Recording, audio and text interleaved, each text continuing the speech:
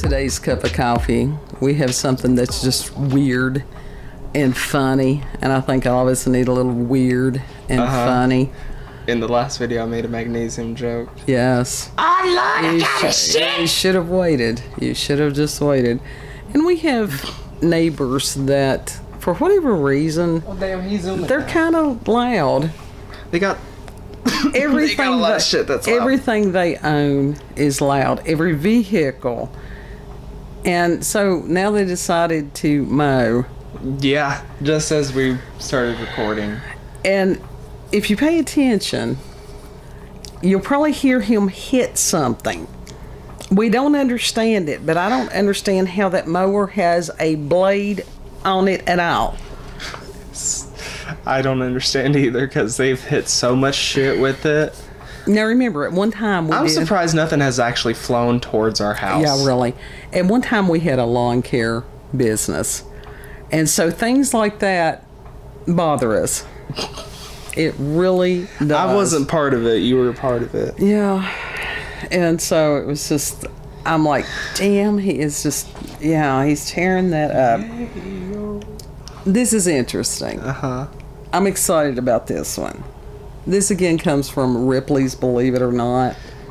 And Steph, I think it's Distasio. I think that's how you pronounce Steph's name. This comes from November 11th, 2019.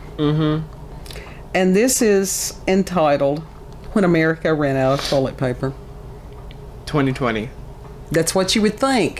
But it had happened before. Remember when Leo King, quite a while back, said that it was the same alignment that was going on in the 70s? And I was like, oh, hell, I'll live through that once.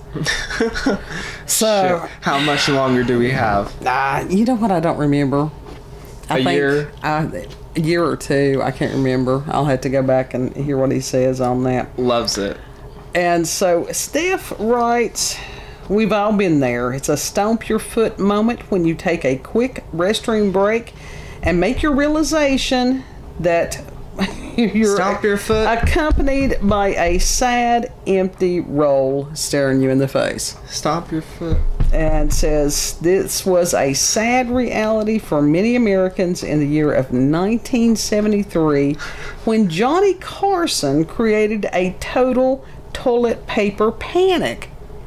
Now we're gonna hear some similarities, and there's other people that's going, I remember that. I was 8 when this happened, so, but a lot of it I definitely remember. So anyhow, 6-time Emmy Award winner Johnny Carson is known for his years as a comedian, writer, producer, and most famously as a television host of the late-night American talk show, The Tonight Show. And did anyone actually like him, or did they just watch him because he was cringy? No, he was hilarious. That was back when late-night TV was good. Okay. But now he was, yeah. The people they have had since him can't even hold a candle to him. I mean, for real, he was just amazing. I'll try to watch some of his stuff later. I think I showed you that clip that he did with Betty White that time. I think you did. But it was funny. It was not a matter of being rude to the people. He had a great sense of humor. And as far as some of the skits and stuff being a little risque, that was okay, because it was nothing like the just depravity that is being glorified today. Yes, that's all I'm going to say about that. He says, as we know, late-night hosts are notorious for their hilarious anecdotes and robust sense of humor. Carson was no different. During the opening monologue for one of his episodes, Carson read a newspaper clipping about a potential toilet paper shortage. Harold V. Froelich, a Republican congressman at the time, put out a press release warning the public about a possible and in no way imminent toilet paper shortage. And it stated, quote, "The U.S. may face a serious shortage of toilet paper within a few months. We hope we don't have to ration toilet tissue. A toilet paper shortage is no laughing matter. It is a problem that will potentially touch every American," end quote. And that was just a joke, right? No, this was what the Republican congressman had, said in a press release. Oh my God. Okay, now let's remember, it was 1973. There seemed to be an exorbitant amount of shortages, oil scares, and economic stressors, so you can't blame people for being a bit jumpy. Yeah. But the media totally ran with this statement, blowing it far out of proportion with the omission of the maybe and the potential. Television stations even went as far as to air footage from the Scott Paper Company, and that was some rough stuff. That they've take a couple layers of skin off. They have tried to make a how do I state this? Softer, gentler toilet tissue. Absolutely. That was very good, because back in the day that was some rough stuff. Take off a couple layers of it. And Scott was one of the 10 largest producers more than clean, it's exfoliation of toilet paper, and so they aired this footage of the toilet paper rolls just flying off of the production line. Like they had ramped up production. It says this left the shortage warning to be misinterpreted as a guaranteed disappearing act for toilet paper everywhere. Y'all planned that shit. Y'all wanted a public scare. I tell you something. Y'all wanted to scare the shit out of people because y'all find that funny. Yeah, I think so. It says, along with all of the panic induced by the media, Carson certainly added to the mania when he read this clipping aloud live on the air. For his 20 million nightly viewers, he cracked jokes and made statements regarding the shortage of toilet paper. Quote, "We've got all sorts of shortages these days, but have you heard the latest? I'm not kidding. I saw it in the papers. There's an acute shortage of toilet paper," end quote. And acute, that doesn't mean much. No. Well, acute that means not much. It means lots. I mean, it is severe, as opposed to what the congressman said, that it was, potentially a problem. And it says the ground had already been laid for a true panic amongst consumers. Carson simply ignited the spark for full-blown madness. Millions of Americans across the country flooded their local grocery and convenience stores. This is funny. Totally wiping them clean of toilet paper. Dear God.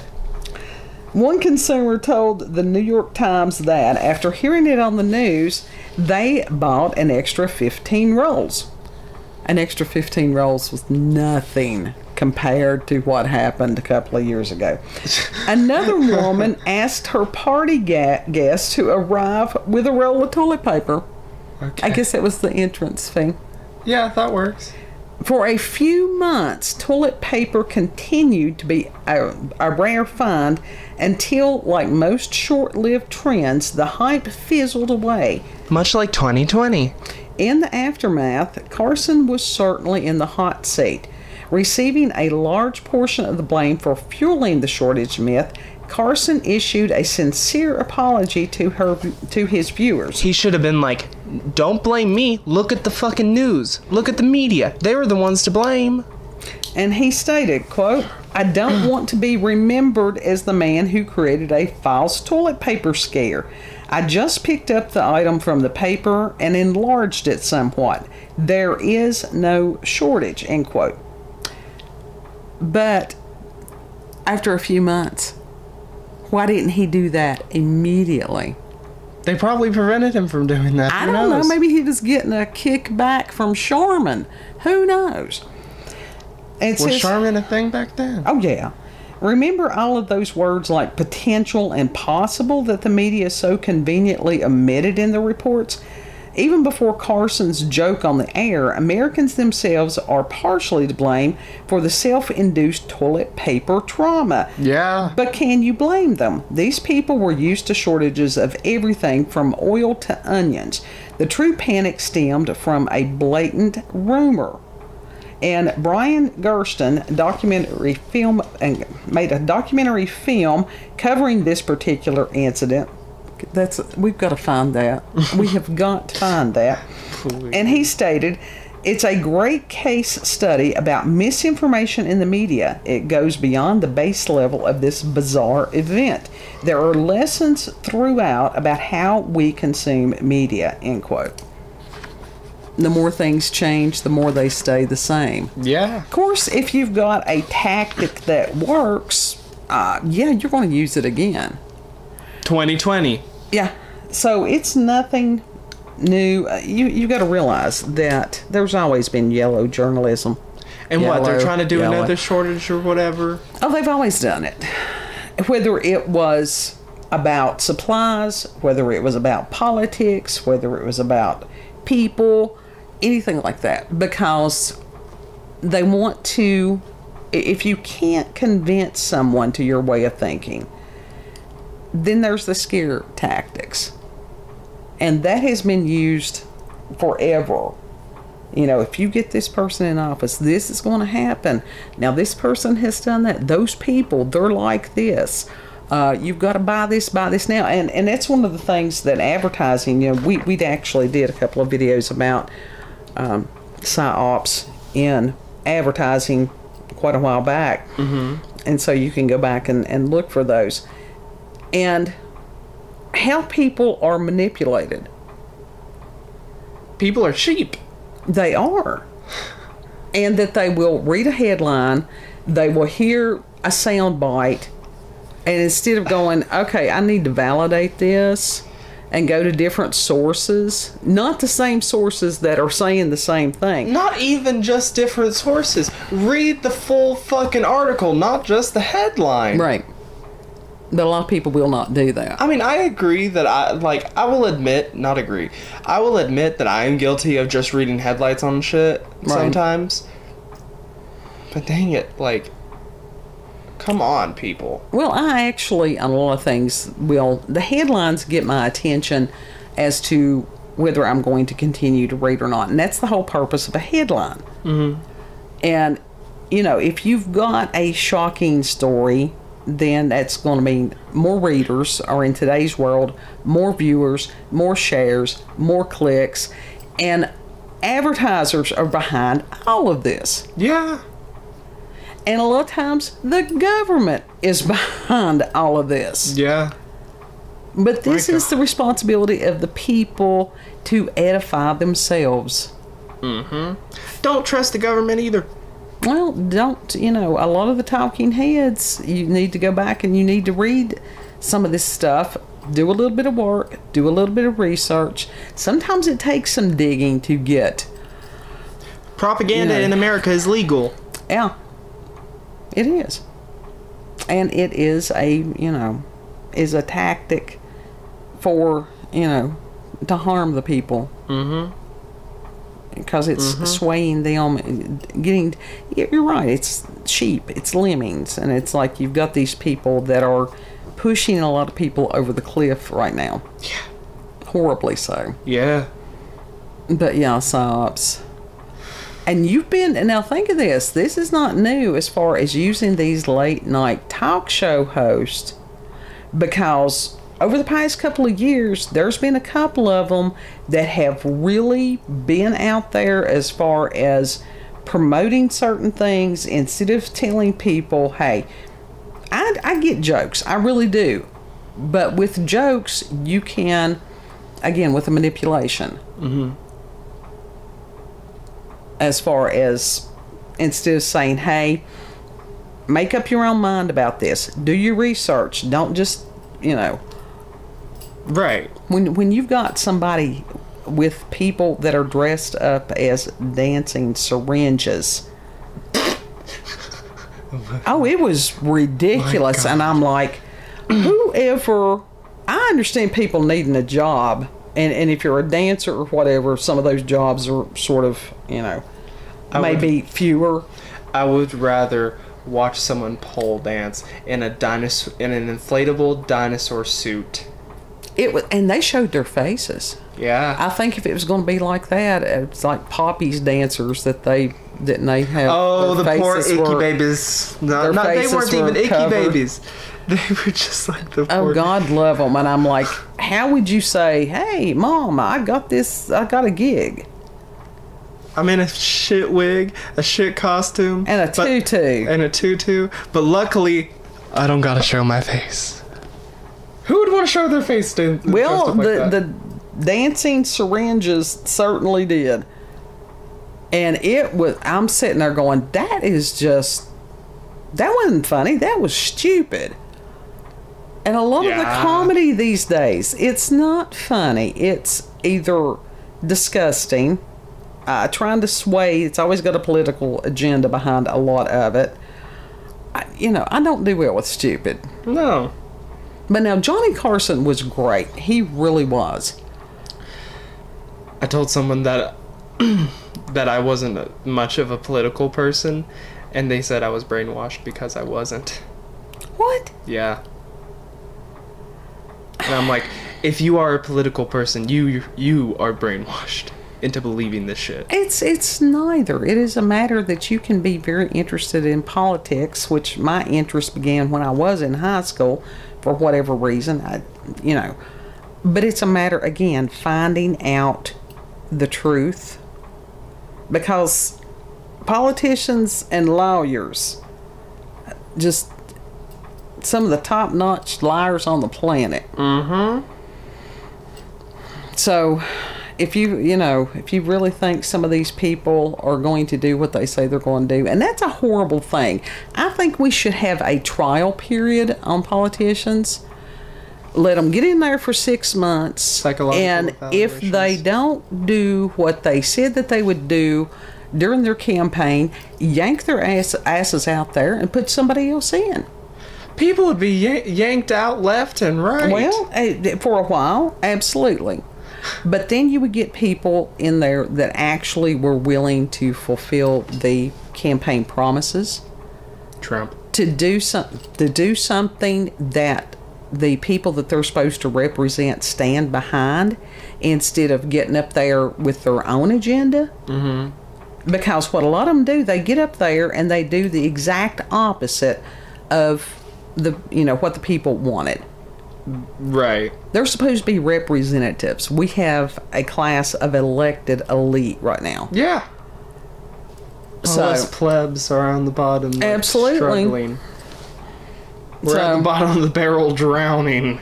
But I will tell you, it's not a bad thing to always have a stockpile of toilet paper. And salt. We have a stockpile. And salt. We actually need to replenish on some of that. But salt, can opener, foods that can last a while. Uh-huh. Non-perishables. Yeah.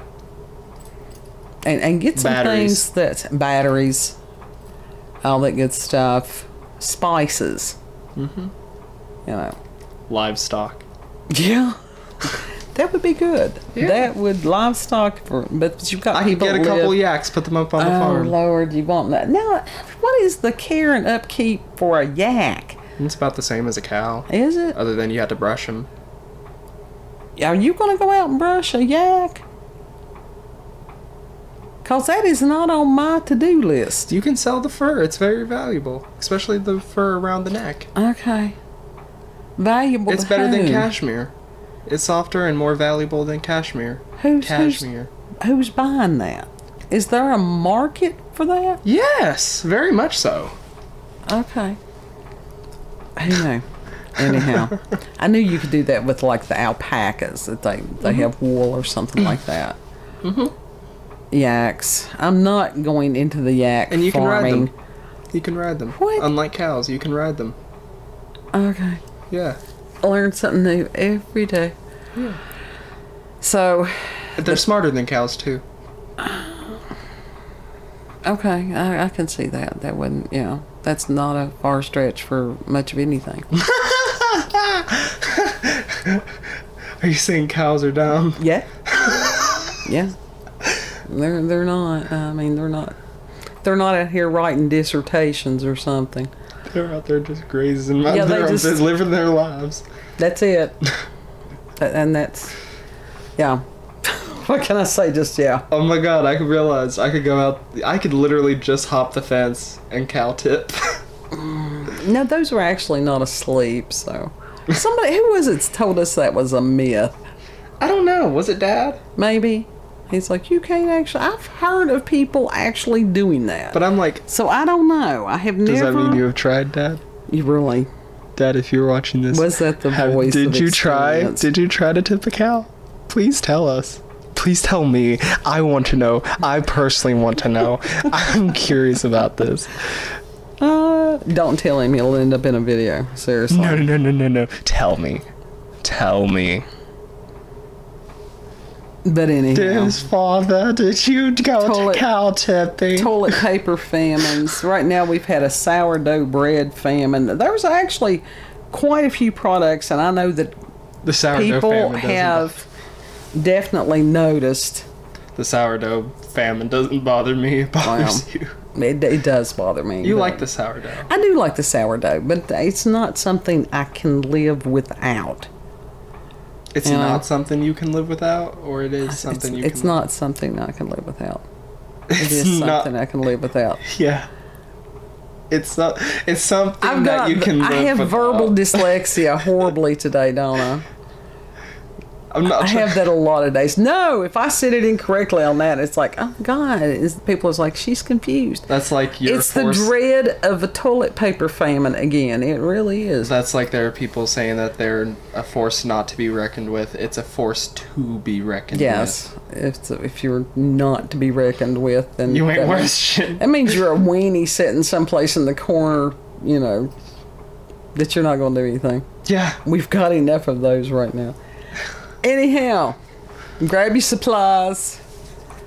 Pay attention to what's going on. You don't have to sit there and with the news and stuff. That'll make you crazy all the time. Loves it. I don't think it's what's happening to people right now. They have no balance. Yeah. Go touch grass. Take a walk. Yeah. As far as the talking heads, I cut the cord in 2013. We watch political commentators. I watch political commentators, a few of them. But other than that, y'all know. So, if you've had experiences... He got stuck. Oh, He God, got did stuck he get again. stuck again? Yeah, it was near the phone, the telephone pole. Oh, Lord help him. God bless him.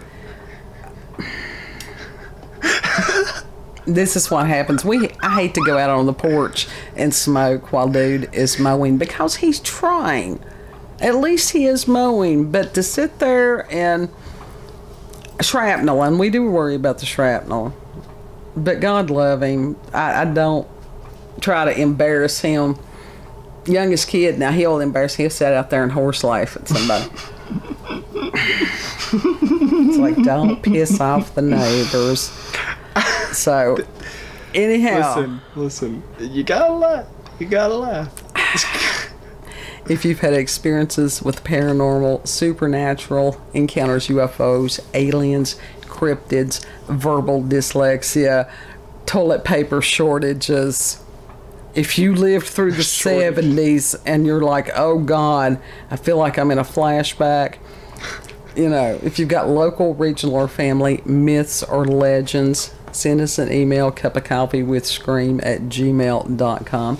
And the link to the article and the email addresses are in the description box. Yes. Know that you're loved. And I hope that y'all know how to mow the lawn. Neighbor did make it back up to his dwelling. Is he making another pass? Potentially. I'm gone. Possibly. I think so. I hear it encroaching. Know that you're loved. And if you like this video, don't forget to like, share, comment, and most of all, subscribe. Oh God, he is encroaching. I can hear it getting closer. Oh, there he is. Y'all have a good one. My God. We'll see you on the next cup. Bye. Bye. Dang.